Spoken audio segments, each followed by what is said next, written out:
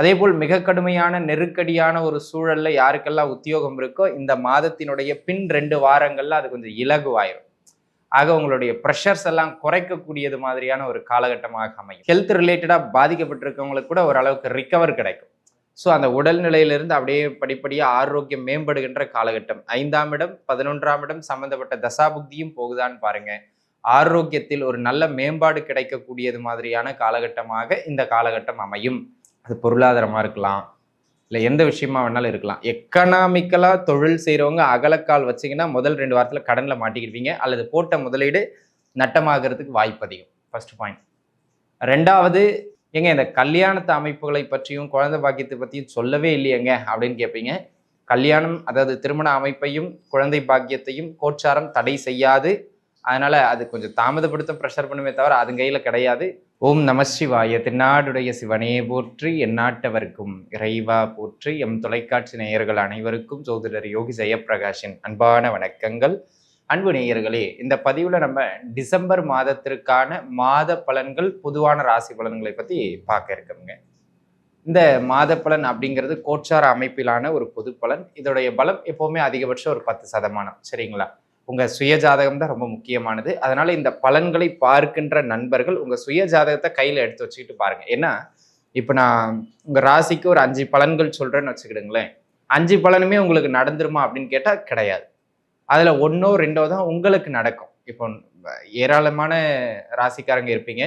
அதில் உங்களுக்கு 1ஓ 2ஓ நடைபெறும். அந்த 1, 2 எந்த பலன் அப்படின்னு கண்டுபிடிக்கணும்னா, நான் ஒவ்வொரு பலனை சொல்லும் போதும் உங்கள் ஜாதகத்தில் இந்த தசாபுக்தி போகுதா பாருங்க, இந்த தசாபுக்தி போகுதா பாருங்க, ஒரு தசாபுக்தியை அடிக்கோடிட்டு காட்டுவேன். அந்த தசாபுக்தியும் நடந்தால்தான் அந்த பலனை எடுத்துக்கிடணும். அந்த தசாபுக்தி நடக்கலன்னா அந்த குறிப்பிட்ட பலனை தவிர்த்துக்கிறது நல்லது. இந்த புரிதலோடு இப்போ நம்ம பலன்களுக்குள்ள போகலாம். மேச ராசியினை பொறுத்த முடியும் இந்த மாதம் எப்படிங்க இருக்கு அப்படின்னு கேட்டுக்கிட்டீங்கன்னா, அன்பு நண்பர்களே, இந்த காலகட்டம் ஒரு பெரிய யோகம், ஒரு பெரிய சிறப்பு அப்படின்னு சொல்ற அளவுக்குலாம் கிடையாதுங்க. மேசராசிக்காரங்களுக்கு இந்த மாதத்தை நீங்க 2ஆ பிரிச்சுக்கலாம். முதல் 2 வாரம் கொஞ்சம் எல்லாவற்றிலுமே டல் அடிக்கும். பின் 2 வாரம் ஒரு சில குறிப்பிட்ட விஷயங்களும் ரொம்பவே நல்லா இருக்கும். அந்த மாதிரியான மாதம். சரி, என்னென்ன விஷயங்கள் அப்படின்னு கேட்டுக்கிட்டீங்கன்னா, முதல் அமைப்பாக இந்த மாதத்தின் பிற்பகுதியில் ஓரளவுக்கு நல்ல வேலை வாய்ப்புகள் கிடைக்கும். ஆக சரியான வேலை வாய்ப்புகள் இல்லாத நண்பர்கள், இல்லை ஏதாவது இன்டர்வியூலாம் போய்கிட்டு வந்துகிட்டு இருக்காங்க, இன்னும் கூப்பிடல, கால்ஃபர் பண்ணல அப்படின்னு சொல்றவங்க, அதுக்கெல்லாம் காத்துக்கிட்டு இருக்கவங்களுக்கு இந்த மாதத்தினுடைய கடைசி 2 வாரத்தில் ஒரு நல்ல வாய்ப்புண்டு, அல்லது ஒரு நல்ல செய்தி வந்து சேரும் உங்களுடைய வேலை நிமித்தமாக. அதேபோல் மிக கடுமையான நெருக்கடியான ஒரு சூழல்ல யாருக்கெல்லாம் உத்தியோகம் இருக்கோ இந்த மாதத்தினுடைய பின் 2 வாரங்கள்ல அது கொஞ்சம் இலகுவாயிரும். ஆக உங்களுடைய ப்ரெஷர்ஸ் எல்லாம் குறைக்கக்கூடியது மாதிரியான ஒரு காலகட்டமாக அமையும். அதனை அடுத்த அமைப்பாக யாரெல்லாம் இந்த தொழில் பொருளாதார ரீதியாக கொஞ்சம் நெருக்கடியான அமைப்புல, குறிப்பா எக்கனாமிக்கலி டிஸ்டர்ப் ஆகிருக்கீங்களோ, கடன் தொந்தரவுகள்ல சிக்கிக்கிட்டு இருக்கலாம், இல்ல பண நெருக்கடி, இவங்களுக்கு இந்த பணத்தை கொடுத்தே ஆகணும், இதை ஏற்பாடு பண்ணியே ஆகணும் அப்படிங்கிற மாதிரியான அமைப்புகள்ல இருக்கலாம். ஸோ இந்த மாதிரியான அமைப்புகள்ல யாரெல்லாம் நெருக்கடியை சந்திச்சுக்கிட்டு இருக்கீங்களோ அவங்களுக்கு இந்த காலகட்டம் ஓரளவுக்கு அந்த நெருக்கடியிலிருந்து வெளியே வர்றதுக்கான காலகட்டம். ஆக இந்த 3 ப்ரெடிக்ஷனுக்குமே பார்த்தீங்கன்னா உங்க ஜாதக அமைப்பின்படி 6ஆம் இடம், 10ஆம் இடம் அல்லது 11ஆம் இடம் சம்பந்தப்பட்ட தசை புக்தி ஓடுதான்னு பாருங்க.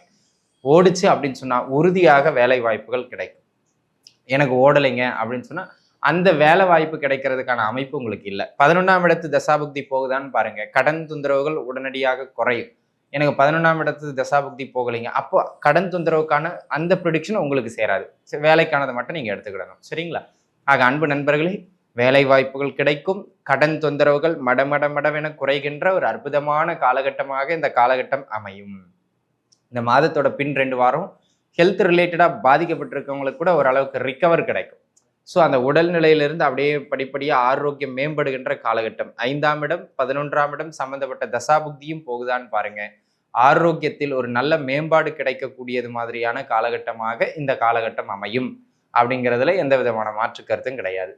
அதனை அடுத்த அமைப்பாக அன்பு நண்பர்களே, இந்த காலகட்டத்தை பொறுத்த மட்டிலும் இந்த எதிரி தொந்தரவுகள், ஏதாவது வழக்கு பிரச்சனைகள், இல்லை ஏதாவது பஞ்சாயத்துகள் உங்களுக்கு போய்கிட்டு இருக்கு அப்படிங்கிற பட்சத்துல இந்த மாதத்தினுடைய பின் 2 வாரம் நல்ல ஏற்றங்களை உங்களுக்கு பெற்றுக் கொடுக்கும். அல்லது உங்களுக்கு சாதகமான நல்ல தீர்ப்புகளை, அல்லது உங்களுக்கு சாதகமான நிறைய பாயிண்ட்ஸ் சப்போர்ட்ஸை ஏற்படுத்தி கொடுக்கின்றது மாதிரியான ஒரு காலகட்டமாக இந்த காலகட்டம் அமையும். ஆக உங்க ஜாதகப்படியும் 11ஆம் இடம் சம்பந்தப்பட்ட தசாபுக்தியும் நடக்குமானால் உறுதியாக இந்த அமைப்புகள் கைகூடி வரும் அப்படிங்கிறதுல எந்த விதமான மாற்று கருத்தும் கிடையாது. சரிங்களா? ஆக இதெல்லாம் நன்மை. இந்த மாதத்தை பொறுத்த முடியல நான் சொல்ற எல்லா நன்மையும் 3வது வாரத்திலையும் 4வது வாரத்திலையும் மட்டும்தான் எடுத்துக்கிடணும். முதல் 2 வாரம் எப்படிங்க இருக்கும் அப்படின்னு கேட்டுக்கிட்டீங்கன்னா, அன்பு நண்பர்களே, இந்த மாதத்தினுடைய முதல் 2 வாரம் சொல்லுகின்ற அளவுக்கு அப்படி ஒன்றும் பெருசா ஆகச்சிறந்த ஏற்றத்திற்கான மாதம் அப்படின்னு சொல்ல முடியாது. இந்த மாதத்தோட முதல் 2 வாரத்துல. ஏன்னா எதை தொட்டாலுமே சறுக்கும். அது பொருளாதாரமா இருக்கலாம், இல்லை எந்த விஷயமா வேணாலும் இருக்கலாம். எக்கனாமிக்கலா தொழில் செய்கிறவங்க அகலக்கால் வச்சிங்கன்னா முதல் 2 வாரத்தில் கடனில் மாட்டிக்கிடுவீங்க, அல்லது போட்ட முதலீடு நட்டமாகிறதுக்கு வாய்ப்பு அதிகம். First point. 2வது, இந்த முதல் 2 வாரத்தை பொறுத்த மட்டிலும் எந்த விஷயத்தை தொட்டாலும் ஒரு அலைச்சல்லையே இருக்கிற மாதிரி இருக்கும். அதனால கூடுமானம் வரையிலும் எந்த ஒரு செயல் செய்யறதுக்கு முன்பாகவும் 1க்கு 2 முறை யோசிச்சு அதன் பிறகு அந்த செயலில் இறங்குறது நல்லது. சரிங்களா? இந்த 2 அமைப்புகளுக்குமே உங்களுக்கு 6ஆம் இடம் 12ஆம் இடம் சம்பந்தப்பட்ட தசாபுக்தி போகுதான்னு பாருங்க. அது போச்சுன்னா உறுதியா அலைச்சல்களும் விரயங்களும் உண்டு. கூடுமான வரையில் அகலக்கால் வைக்காம இருந்துக்கிறது நல்லது. சரிங்களா? இது ஒரு அமைப்பு. அதனை அடுத்ததா உடல்நல ரீதியான தொந்தரவுகளை ஏற்படுத்தக்கூடியது மாதிரியான ஒரு காலகட்டம். 2வது வாரம் அதாவதுங்க முதல் 2 வாரத்துல ஹெல்த் தொந்தரவாகும், கடைசி 2 வாரத்துல ஹெல்த் இம்ப்ரூவ் ஆயிரும். ஆக இந்த ஃபர்ஸ்ட் 2 வாரம் எல்லா விதத்திலையுமே உங்களுக்கு கொஞ்சம் தொந்தரவுகளை தான் வழங்கும். ஆக உடல்நிலையில கொஞ்சம் கூடுதல் கவனம் செலுத்தணும். 6ஆம் இடம் சம்பந்தப்பட்ட தசாபுக்தியும் போச்சுன்னா கொஞ்சம் கூடுதல் கவனத்தை செலுத்த வேண்டியது மிக அவசியமானது அப்படிங்கிறத அன்பர்கள் புரிஞ்சுக்கிடணும். சரிங்களா? அதனை அடுத்ததாக கடனை ஏற்படுத்தி ஏதாவது பண்றது, இல்லை கடனை வாங்கி ஃபங்க்ஷன் பண்றது, கடனை வாங்கி சொத்து, இந்த மாதிரியான சேட்டைகளை இந்த மாதத்தின் முதல் 2 வாரத்துல பண்ணீங்கன்னா கொஞ்சம் பெருங்கடன்ல சிக்கிக்கிறதுக்கான வாய்ப்பு மிக மிக அதிகம்.